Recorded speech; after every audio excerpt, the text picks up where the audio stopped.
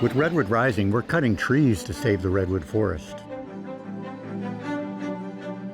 Here at Redwood National and State Parks, we're famous for our towering old-growth redwoods, but what people don't realize is that a lot of the forest here was heavily logged before the parks were established. After logging, the forests that grew back, they didn't return to their natural state. These young trees are packed in too tightly. They're all fighting for sunlight and space. That makes the forest dark, crowded, and less welcoming for wildlife and native plants. So through Redwood Rising, we're taking a landscape-level approach and using modern forestry techniques to speed up the recovery of a healthier, more natural forest ecosystem.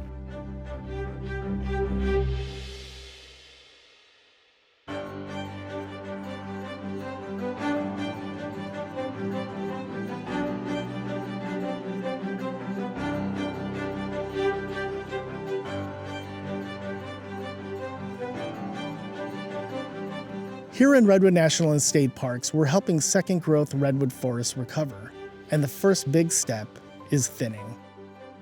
Trained professionals use a special machine called a harvester that cuts and processes trees quickly.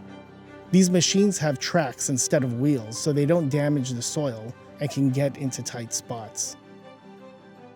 We often remove the trees completely to further encourage understory plant growth. So we are in a stand that we recently thinned. We decreased the stand density by about half. We're seeing a lot of sorrel starting to come back in here. We're starting to see a lot of ferns coming back in.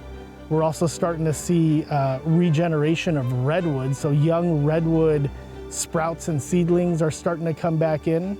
And all these types of features were absent prior to the thinning. By restoring these forests, we can ensure the long-term health of these magnificent trees and all the plants, animals, and people who depend on them. Redwoods Rising is a collaboration between Save the Redwoods League, California State Parks, and the National Park Service.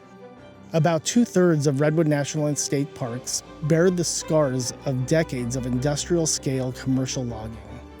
Through Redwoods Rising, we're working to restore thousands of acres of redwood forest, remove hundreds of miles of failing logging roads, and repair critical streams and waterways.